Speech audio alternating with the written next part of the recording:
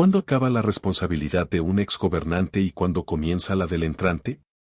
Estas dos preguntas no tienen respuesta clara actualmente. López Obrador asumió la presidencia hace ya más de 5 años y sigue culpando al pasado por los errores del presente. Si bien no es sensato pretender un cambio de la noche a la mañana, menos aún con décadas de abusos, de todas las promesas de López Obrador, ¿cuáles podemos considerar que fueron mentiras a más de un lustro de su presidencia? La primera y más grande mentira es la de regresar al ejército a sus cuarteles. Él no a la militarización de la seguridad pública y el retiro de las Fuerzas Armadas de estas tareas. Esto fue una promesa de Andrés Manuel López Obrador cuando candidato. Una vez en la presidencia dio un giro de 180 grados. No solo no retiró al ejército de estas labores, sino que les ha dado aún más encomiendas. La más reciente, el manejo de aeropuertos. Y para que no les falten recursos en esta nueva tarea, el gobierno acaba de dar un manotazo en la mesa con el decreto para reducir la TOA en los aeropuertos propiedad de la iniciativa privada y otro para aumentar la contraprestación de sus concesiones. De un plumazo cambió la forma de calcular el retorno al capital y con ello las contraprestaciones de las concesiones pasaron de representar un 5% de los ingresos brutos a un 9%. Para mantener contento al ejército y a flote su labor al frente de los aeropuertos, López Obrador se ingenia una nueva competencia desleal y comete dos actos arbitrarios que golpean la credibilidad y el atractivo de invertir en México. Prometió no militarizar al país, pero mintió. Prometió respetar las inversiones y mintió. A las grandes mentiras de López Obrador le podemos sumar la construcción de la refinería Olmeca. El presidente prometió que el costo de Dos Bocas sería de la friolera cantidad de $8,000 millones. Digo friolera porque para un país con las necesidades y carencias de México, destinar recursos públicos para refinar combustibles fósiles es un sinsentido, como tantas veces se ha señalado. Pero ahora Pemex acaba de informar que ha recibido $17,700 millones para Dos Bocas.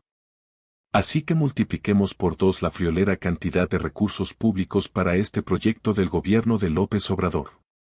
Todas estas mentiras vienen a colación ahora que el presidente ha estado repitiendo en sus conferencias mañaneras que es un hombre de palabra y que por ello los trabajadores del Poder Judicial le deben de creer cuando les dice que la cancelación de los fideicomisos no los dañará. Que lo que está haciendo es para acabar con los privilegios de los ministros de la Corte. Si de acabar con privilegios se trata, quizás sería mejor que comience por los que tiene en casa, o mejor dicho, en palacio. Nos referimos simplemente a uno, el chef personal que tiene en la nómina de presidencia, Ramón Antonio Torres Morales. El periodista Alberto Valiente, de Latinus, encontró en Guacamaya Leaks que Torres Morales se encuentra dentro de la estructura de la Secretaría Particular de la Presidencia con un sueldo de $62,000 mensuales. Todas estas mentiras nos afectan como país. Implican un despilfarro de recursos en un gobierno que se dice austero y nos dejan con los enormes problemas que venimos cargando desde el pasado sin resolver. El golpe para México es por partida doble. Por otro lado, en cualquier otro sexenio que el presidente de la República se refiriera a algún político o colaborador como mi hermano era sin duda un gesto de cercanía y aprecio que, para el aludido, significaba subir automáticamente su imagen y sus bonos políticos. Pero en el actual gobierno de López Obrador, que el mandatario se refiera a alguien como mi hermano, se ha convertido casi en una maldición, una marca que augura para quien recibe ese mote despido, traición y hasta desgracia política.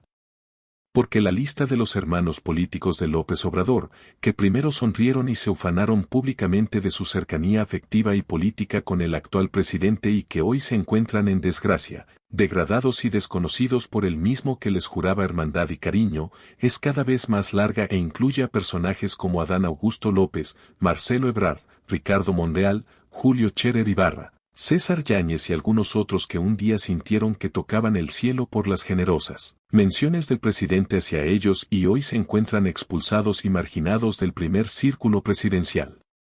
Es como si el gran hermano de Palacio, en lugar de Andrés se llamara Caín y, cada vez que reconocía y ensalzaba a otro hermano con su lenguaje salamero y florido, al final terminara matando, con su quijada de burro, a aquellos que reconoce como parte de su hermandad.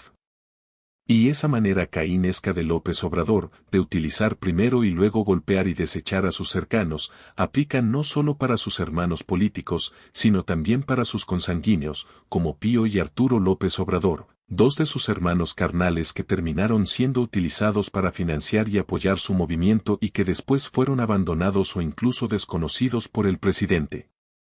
Las historias detrás de todos los edils a los que ha ido dejando tirados en el suelo el Caín de Palacio son muchas, y tienen en común la decepción y el desencanto en que terminan muchos de los que recibieron el golpe brutal de la quijada de burro. Los más recientes y que todavía van por ahí sufriendo y lamentándose, sin poder creer que el presidente, quien los llamó mi hermano, les haya hecho eso, son sin duda Marcelo Ebrard y Adán Augusto López. De los dos, el más dolido y sorprendido del trato que recibió del gran hermano tabasqueño es sin duda Adán Augusto. Su reciente reaparición pública, tras haberse ausentado por unas largas vacaciones con su familia, dejó ver a un Adán cambiado, con el pelo y la barba canas y con una expresión que ya no era la del poderosísimo secretario de Gobernación que llegó a ser visto por todos en este país, como el hombre de mayor confianza, el operador más cercano. El hermano que más conoce al presidente. El tabasqueño se duele y se lamenta cuando está con amigos preguntándose, ¿por qué me hizo esto el presidente? Nunca me esperé este trato de quien decía que era su hermano. Y es que Adán lo perdió todo y fue literalmente expulsado del paraíso López Obradorista con decisiones que tomó directamente el presidente, su humillante cuarto lugar en las encuestas y una inversión millonaria que perdió en su fallida campaña, el control de la candidatura morenista en Tabasco, el estado que gobernó, y también en Chiapas, donde Claudia Sheinbaum impondrá candidata, además del inmenso poder que lo convirtió en el interlocutor político y hasta empresarial de este gobierno durante los 2 años que ocupó el despacho de Bucareli. Lo más que rescató el exsecretario de Gobernación fue una comida con su hermano en Palacio Nacional el pasado 11 de octubre en la que lo invitó de nuevo a integrarse al gabinete. Algo que declinó Adán y que el propio presidente comentó al día siguiente entre risas y carcajadas en su mañanera. Saludé a Adán, lo extrañaba, ya tenía tiempo que no lo veía, es mi hermano, lo estimo mucho. Es un profesionista de primer orden, muy buen servidor público y estuvimos platicando, hasta lo quería invitar a que se regresara acá, pero tiene otros planes, dijo el presidente que soltó una carcajada cuando los reporteros le preguntaron por los planes de su paisano tabasqueño. El otro caso reciente es el de Marcelo Ebrard, que después de haber sido llamado infinidad de veces mi hermano por parte del presidente, y de haberse convertido también en el operador de todas las confianzas que manejaba a su antojo la relación con Estados Unidos y le resolvía al presidente todo tipo de crisis, desde las migratorias, las amenazas de Trump, la compra de pipas para Pemex y hasta la compra de las vacunas contra el COVID, lo que le valió el mote del bombero o apagafuegos de este gobierno. Hoy Marcelo no solo está cada vez más lejano y rumiando su derrota por las tranzas y violaciones que le hicieron en Morena, sino que aún le manda mensajes de lealtad al presidente, mientras espera una respuesta cada vez más tardada de su partido, al tiempo que mantiene abierta la puerta de MC donde su amigo y compadre, Dante Delgado, lo espera con la paciencia de la Penélope de Serrat para hacerlo candidato emesista a la presidencia. A Ricardo Monreal el presidente lo mató y lo engañó 2 veces con la quijada de burro. Primero cuando lo culpó de la derrota de Morena en la Ciudad de México en 2021, por las insidias de Sheinbaum que se justificó de su torpeza política acusando al zacatecano, lo que le valió casi 2 años de enfriamiento y alejamiento del inquilino de Palacio, y la segunda vez que Monreal volvió a recibir el golpe del Caín de Palacio fue en el proceso interno de Morena, en el que López Obrador, que lo volvió a recibir y le pidió su apoyo para legitimar ese proceso, a cambio de darle preferencia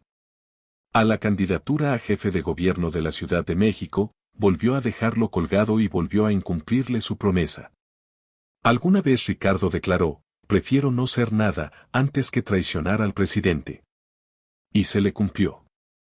De Julio Scherer la historia de cómo fue encumbrado como el máximo operador del presidente, el interlocutor político con el que todos querían hablar, el que tenía el control del oído y de la puerta del presidente, y el que operaba por encima incluso de la entonces secretaria de Gobernación y manejaba las relaciones con los poderes, hacía reformas constitucionales y era el conducto con los grandes empresarios, es de sobra conocida. Al igual que su inesperada caída en septiembre del 2021 cuando, sin avisarle previamente, el presidente anunció su sustitución en la Consejería Jurídica.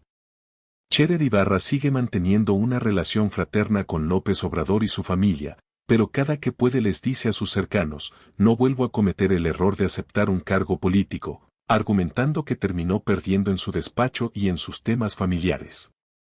Pero quizás el caso más palpable del estilo político del úsese y deséchese de López Obrador, con aquellos a los que llamaba hermanos, es el de César Yáñez, su ex vocero y acompañante de toda la vida, a quien su boda y una portada en la revista Hola le costaron perder años de cercanía, afecto y hasta contacto personal con el presidente. A Yáñez quizás López Obrador no lo mató políticamente, porque le dio un cargo simbólico en Palacio Nacional, aunque muy poco volvió a verlo ni le dio funciones de confianza, y después lo mandó con Adán Augusto a Gobernación, pero igual que muchos de los antiguos hermanos, a César se le escucha hablar con dolor y decepción cuando recuerda cosas tan personales como que él le cortaba el pelo y hasta le ponía las pijamas al tabasqueño cuando caía rendido en sus interminables recorridos por la República. Según la narración bíblica, Caín mató a Abel por envidia, luego de que los dos le presentaran ofrendas y solo la de Abel fuera del agrado del Señor. Con los huesos de la quijada de un burro el hermano celoso golpeó hasta matarlo a su propio hermano, sufriendo la ira de Dios y el destierro. Pues el Caín de Palacio quizás no actúe por celos, sino más bien por maquiavelismo político y pragmatismo. El primero besa a sus hermanos, los utiliza y exprime mientras ellos le presentan ofrendas con las que buscan agradarlo y complacerlo en todo, y luego cuando ya no le sirven, les asesta el golpe mortal con su quijada y los expulsa de su poder y cercanía, aunque los siga llamando hermanos y les ofrezca cargos y posiciones. Solo que este Caín de Macuspana no sufre la ira de Dios, él es la ira de Dios.